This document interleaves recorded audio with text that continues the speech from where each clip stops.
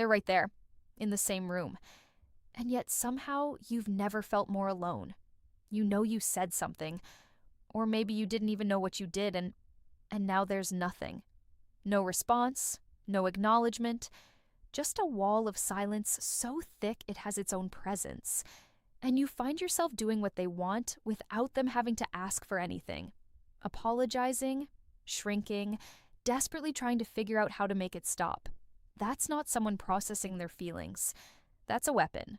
And today we're going to talk about exactly how it works. The silent treatment is the deliberate withdrawal of communication, warmth, and acknowledgement, used as a tool to punish, control, and destabilize another person. There's an important distinction to make right away. There is a healthy version of stepping back from a conversation. When someone says, "I need some time to calm down before we talk about this," that's self-regulation. That's actually mature communication. What we're talking about is different. This is silence without explanation. Silence that goes on for days. Silence used to make you feel invisible until you comply. Silence as a punishment for having a need, setting a boundary, or simply not behaving the way they wanted. The goal is not to process. The goal is to make you feel the consequences of crossing them. Here's why it works so effectively. Human beings are wired for connection. Social exclusion activates the same regions in the brain as physical pain. This is not a metaphor. Being deliberately ignored by someone you're close to genuinely hurts. Physiologically, in a way that your nervous system registers as a threat. The person using the silent treatment knows this. Maybe not consciously, but they've learned, through experience, through watching it work, that cutting off connection brings you back in line faster than almost anything else. You'll apologize for things you didn't do. You'll minimize your own needs. You'll contort yourself trying to figure out the right thing to say to end it. And when they finally let you back in, when the coldness lifts and they act like nothing happened, you feel such relief that the lesson gets reinforced. Their comfort matters more than your reality. It unfolds in a pattern that, once you see it, you can't unsee. Something happens. A disagreement. A boundary you tried to hold. A moment where you didn't give them exactly what they wanted. Maybe you don't even know what triggered it. Then, the silence begins. No explanation. No, "I need space." Just absence. Of eye contact. Of warmth. Of basic acknowledgement.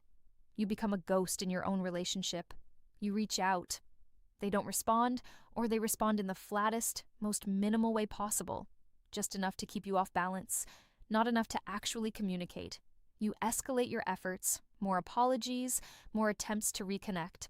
More of yourself offered up trying to fill a void they created on purpose. Eventually, they let you back in. The warmth returns. But no one talks about what just happened. No accountability. No repair.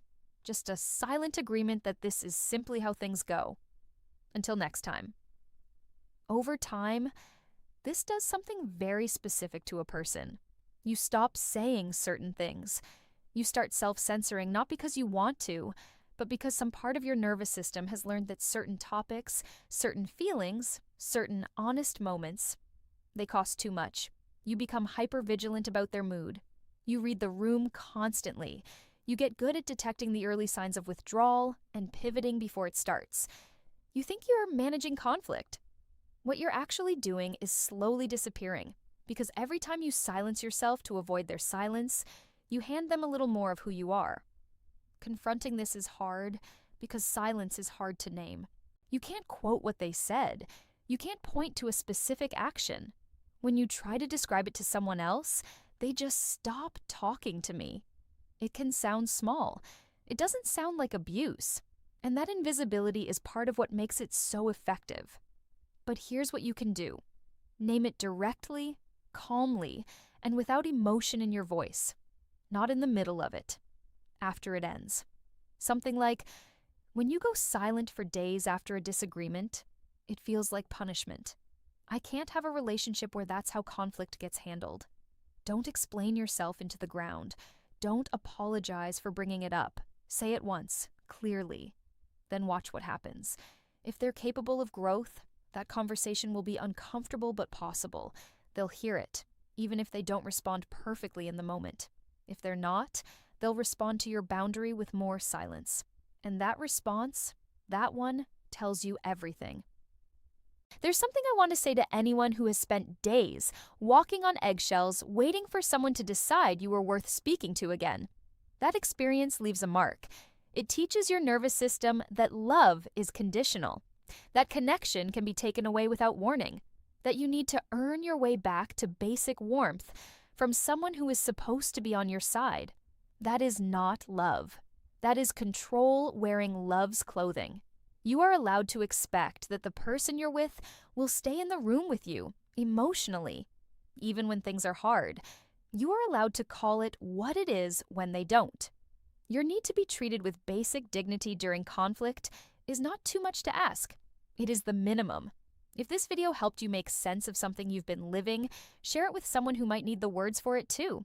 I'll see you in the next one.